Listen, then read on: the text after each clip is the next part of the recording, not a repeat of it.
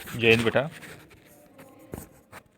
आज अपना गद्य खंड का अंतिम अध्याय है हजारी प्रसाद द्विवेदी। सबसे पहले इनका परिचय देखते हैं हजारी प्रसाद द्विवेदी का। हजारी प्रसाद द्विवेदी का जन्म 1907 ईस्वी में गांव आरत दुबे का छपरा, जिला बलिया, उत्तर प्रदेश में हुआ था। इन्होंने उच्च शिक्षा काशी हिंदू विश्वविद्यालय से प्राप्त की तथा शांति निकेतन, काशी हिंदू विश्वविद्यालय एवं पंजाब विश्वविद्यालय में अध्यापन कार्य किया, पढ़ाने का काम किया। सन 1979 ईस्वी में इनका निधन हो गया। साहित्य का इतिहास, आलोचना, शोध, उपन्यास और निबंध लेखन के क्षेत्र में द्विवेदी जी का महत्वपूर्ण स्थान है। इनके प्रमुख जो निबंध हैं अशोक के फूल, कुटज, कल्पलता इत्यादि ललित निबंध। 4 इनके उपन्यास भी हैं, बाण भट्ट की आत्मकथा, चारूचंद्र लेख, पुनर्वा और अनामदास का पोथा। और आलोचना साहित्य के अंदर है हिंदी साहित्य का उद्भव और विकास, हिंदी साहित्य की भूमिका और कबीर इनकी प्रमुख रचनाएं हैं। इन्हें साहित्य अकादमी पुरस्कार एवं पद्म भूषण सम्मान से भी सम्मानित किया गया है। द्विवेदी जी ने साहित्य की अनेक विधाओं में उच्च कोटि की रचनाएं की हैं। उनके ललित निबंध विशेष उल्लेखनीय हैं।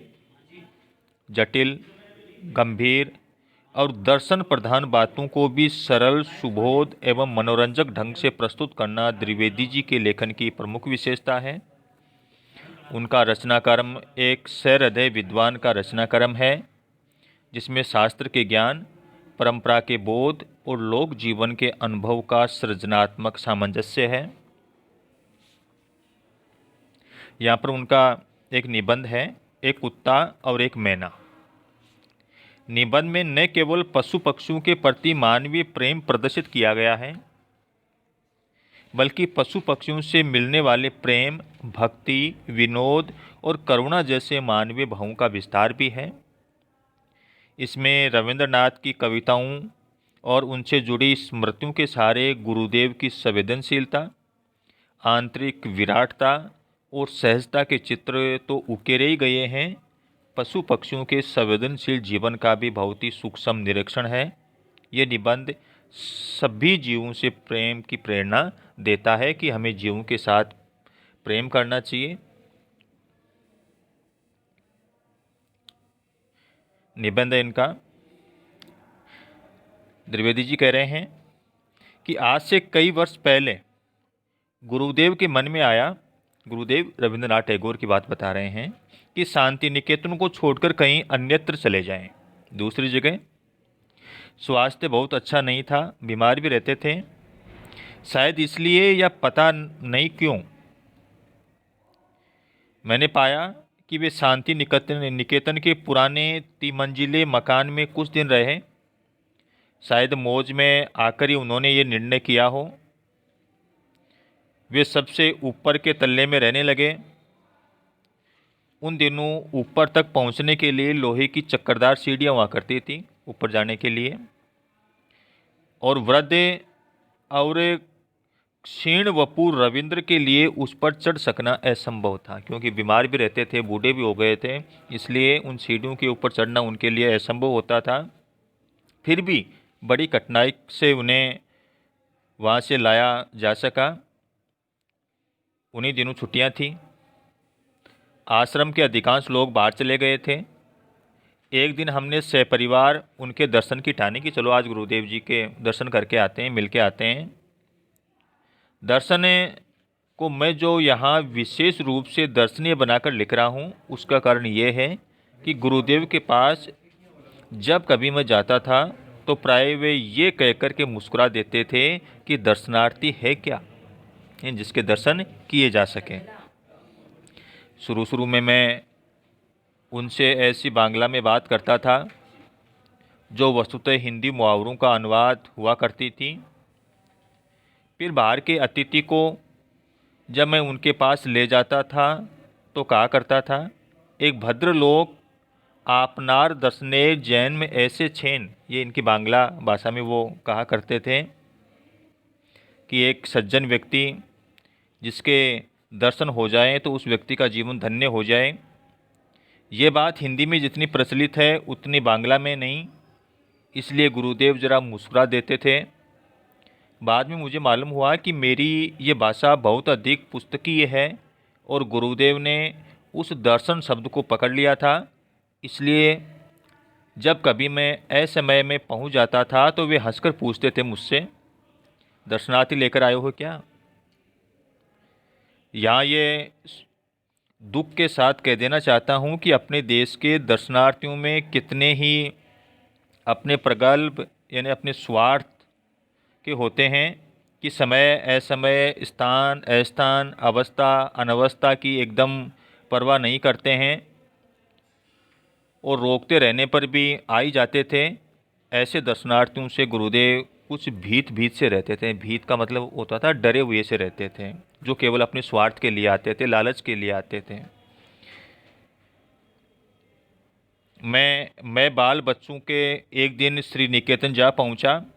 कई दिनों से उन्हें देखा नहीं था। गुरुदेव वहाँ बड़े आनंद में थे, अकेले रहते थे। भीड़ भाड़ उतनी नहीं होती थी जितनी शांति निकेतन में होती थी। बहुत ही कम लोग आते थे मिलने जुलने के लिए भी। जब हम लोग ऊपर गए तो गुरुदेव बाहर एक कुर्सी पर चुपचाप बैठे अस्तगामी सूर्य की ओर ध्यान स्मित नयनों से देख रहे थे, सूर्यास्त को देख रहे थे। हम लोगों को देखकर मुस्कुराए, बच्चों से ज़रा छेड़छाड़ की, कुशल प्रश्न पूछे और फिर चुप हो गए।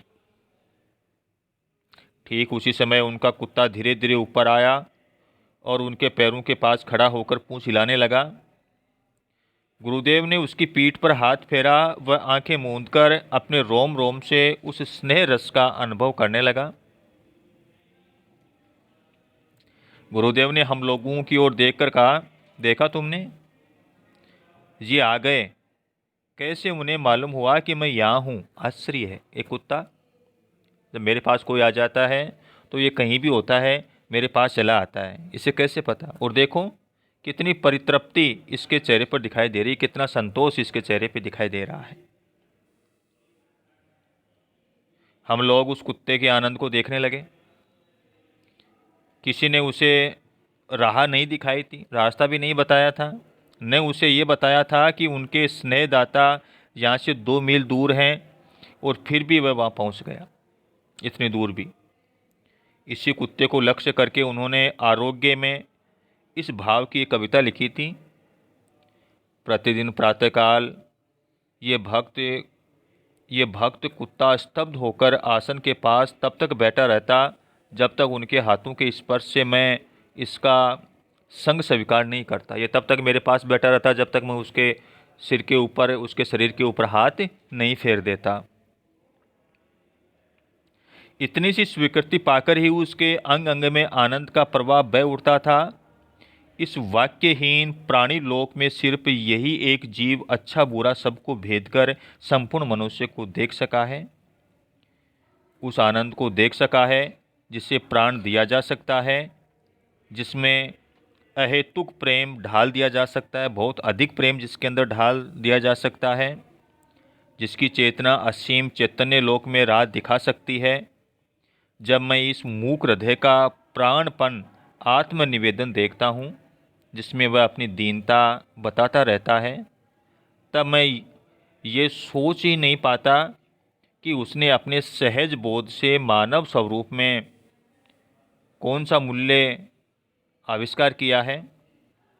उसकी भाषाहीन दृष्टि की करुण व्याकुलता जो कुछ समझती है उसे समझा नहीं पाती, और मुझे इस सृष्टि में मनुष्य का सच्चा परिचय समझा देती है कि कुत्ता जो बोल नहीं सकता है लेकिन फिर भी वो बहुत कुछ कह देता है। इस प्रकार कवि की मर्म भेदी दृष्टि ने इस भाषाहीन प्राणी की करुण दृष्टि के भीतर उस विशाल मानव सत्य को देखा है जो मनुष्य मनुष्य के अंदर भी नहीं देख पाता, एक मनुष्य भी दूसरे मनुष्य के अंदर नहीं देख पाता है, वही प्रेम तत्व उस कुत्ते के अंदर देखा गया है। मैं जब ये कविता पढ़ता हूँ तब मेरे सामने शांति निकेतन के टिल्ले पर की वह घटना प्रत्यक्ष हो जाती है, मेरी आंखों के सामने आ जाती है। वह आंख मूंदकर अपरिसीम आनंद, वह मूक हृदय का प्राणपण, आत्मनिवेदन मूर्तिमान हो जाता है, मेरी आंखों के सामने साकार हो जाता है। उस दिन मेरे लिए वह एक छोटी सी घटना थी, आज वह विश्व की अनेक महिमाशाली घटनाओं की श्रेणी में बैठ गई है। एक आश्चर्य की बात और इस प्रसंग में उल्लेख की जा सकती है, जब गुरुदेव का चिताभस्म कलकत्ते से आश्रम में लाया गया, उस समय भी न जाने किस सहज बोध के बल पर वह कुत्ता आश्रम के द्वार तक आया और चिताभस्म के साथ अन्याय आश्रम वासियों के साथ शांत गंभीर भाव से उत्तरायण तक गया। आचार्य क्षति मोहन सेन सबके आगे थे। उन्होंने मुझे बताया कि वह चिताभस्म के कलश के पास थोड़ी देर चुपचाप बैठा भी रहा हुआ। किस प्रकार की संवेदना एक जानवर के अंदर होती है। कुछ और पहले की घटना याद आ रही है। उन दिनों शांति निकेतन में नया ही आया था मैं। गुरुदेव ने अभी उतना दृष्ट नहीं हो पाया था, इतना घनिष्ठ में नहीं हो पाया था। गुरुदेव उन दिनों सुबह अपने बगीचे में टहलने के लिए निकला करते थे। मैं एक दिन उनके साथ हो गया। मेरे साथ एक और पुराने अध्यापक थे और सही बात तो यह है कि उन्होंने ही मुझे भी अपने साथ ले लिया था। गुरुदेव एक एक फूल पत्ते को ध्यान से देखते हुए अपने बगीचे में घूम रहे थे और उक्त अध्यापक महाशय से बातें करते जा रहे थे। मैं चुपचाप सुनता जा रहा था। गुरुदेव ने बातचीत के सिलसिले में एक बार कहा, अच्छा साहब, आश्रम के कोए क्या हो गए? उनकी आवाज़ सुनाई नहीं पड़ती है। न तो मेरे साथी उन अध्यापक महाशय को ये खबर थी और न मुझे ही। बाद में मैंने लक्ष्य किया कि सचमुच कई दिनों से आश्रम में कोए नहीं दिख रहे हैं। मैंने तब तक कौओं को सर्वव्यापक पक्षी समझ रखा था कि कोए हर जगह होते हैं। अचानक उस दिन जानने को बाध्य होते हैं। एक लेखक ने कौओं की आधुनिक साहित्यिकों से उपमा की, क्योंकि उनका मोटो है मिसचिफ फॉर मिसचिफ सेक, शरारत के लिए ही शरारत होती है। तो क्या कौओं का प्रवास भी किसी शरारत के उद्देश्य से ही था? प्राय एक सप्ताह के बाद बहुत कौए वहाँ पर दिखाई दिए। दूसरी बार मैं सवेरे गुरुदेव के पास उपस्थित था। उस समय एक लंगड़ी मैना फुदक रही थी जिसके एक पैर नहीं था। गुरुदेव ने कहा, देखते हो, ये यूथ भ्रष्ट है, रोज़ फुदकती है ठीक यहीं आकर के। मुझे उसकी चाल में एक करुण भाव दिखाई देता है। गुरुदेव ने अगर कह नहीं दिया होता तो मुझे उसका करुण भाव एकदम नहीं दिखता। गुरुदेव ने कहा तब मुझे पता चला। मेरा अनुमान था कि मैना करुण भाव दिखाने वाला पक्षी है ही नहीं, वह दूसरों पर अनुकंपा ही दिखाया करती है। 3-4 वर्ष से मैं एक नए मकान में रहने लगा हूँ। मकान के निर्माताओं ने दीवारों में चारों ओर एक एक सुराख छोड़ रखी है, छेद छोड़ रखा है। ये कोई आधुनिक वैज्ञानिक खतरे का समाधान होगा। सो एक मैना दंपति नियमित भाव से प्रतिवर्ष यहाँ गृहस्थी जमाया करते थे। वहाँ पर उन्होंने अपना घोंसला बना रखा था। तिनके वो चिथड़ों का अंबार लगा देते थे। भले मानस गोबर के टुकड़े तक ले आना नहीं भूलते थे। वो कुछ भी उनको मिल जाता था चोंच में उठा करके ले आते थे और अपना घर के अंदर रख देते थे। हैरान होकर हम सुराखों में ईंट भर देते थे कि शायद इनसे दोबारा नहीं आए, परंतु वे खाली बची जगह का भी उपयोग कर लेते। पति पत्नी जब कोई एक तिनका लेकर सुराख में रखते हैं तो उनके भाव देखने लायक होते हैं। पत्नी देविका तो क्या कहना, एक तिनका ले आई तो फिर एक पैर पर खड़ी होकर जरा पंखों को फटकार दिया, चोंच को अपने ही परों से साफ कर लिया और नाना प्रकार की यानी अनेक प्रकार की मधुर और विजय घोषी वाणी में उसने गान करना शुरू कर दिया। जैसे वो एक तिनका लेकर के अपने घोंसले के अंदर रखा, हम लोगों की तो उन्हें कोई परवाह ही नहीं रहती थी। अचानक इसी समय अगर पति देवता भी कोई कागज या गोबर का टुकड़ा लेकर उपस्थित हुए, तब तो कहना है क्या, दोनों बहुत अधिक प्रसन्न होते। दोनों के नाच गान और आनंद नृत्य से सारा मकान मुखरित हो उठता था। उसके बाद ही पत्नी देवी जरा हम लोगों की ओर मुखातिब होकर के लापरवाही भरी अदा से कुछ बोल देती है। पति देवता भी मानो मुस्कुराकर हमारी ओर देखते, कुछ रिमार्क करते और फिर मुंह फेर लेते, फिर अपने काम के अंदर लग जाते। पक्षियों की भाषा तो मैं नहीं जानता, पर मेरा निश्चित विश्वास है कि उनमें कुछ इस तरह की बातें हो जाया करती होंगी। शायद इस प्रकार की बातें वो सोचते होंगे। पत्नी, ये लोग कहाँ कैसे आ गए जी?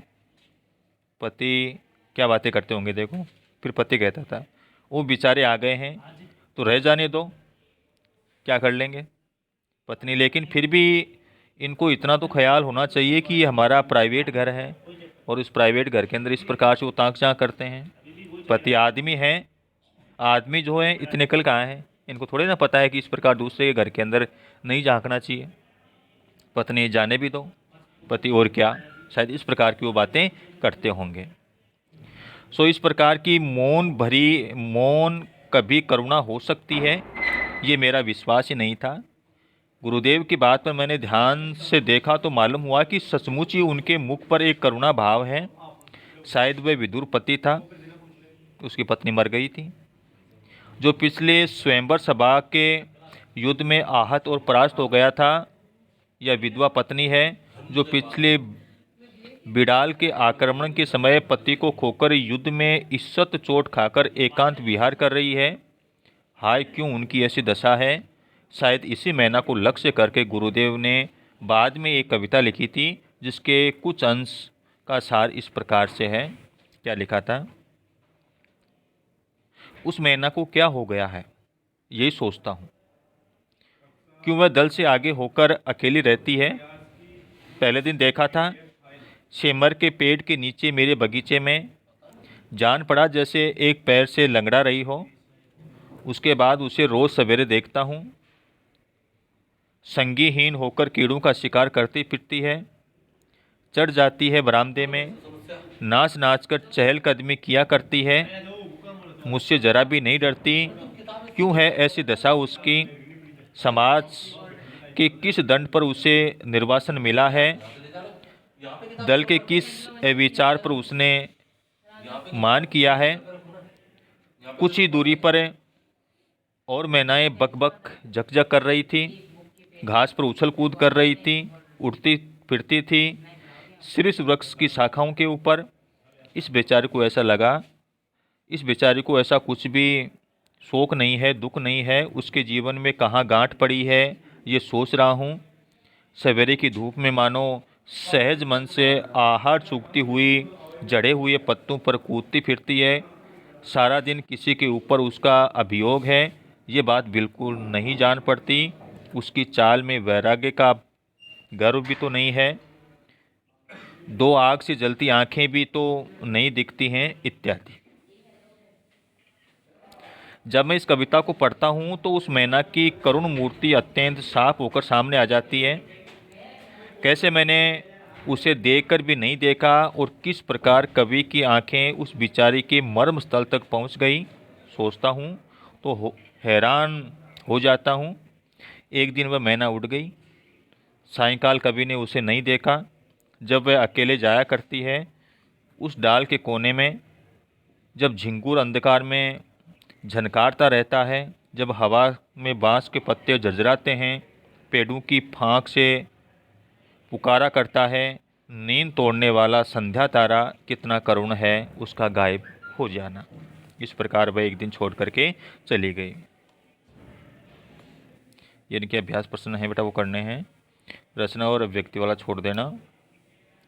भाषा और अध्ययन वाला भी आप इसमें 7वां प्रश्न है, यह आपको करना है।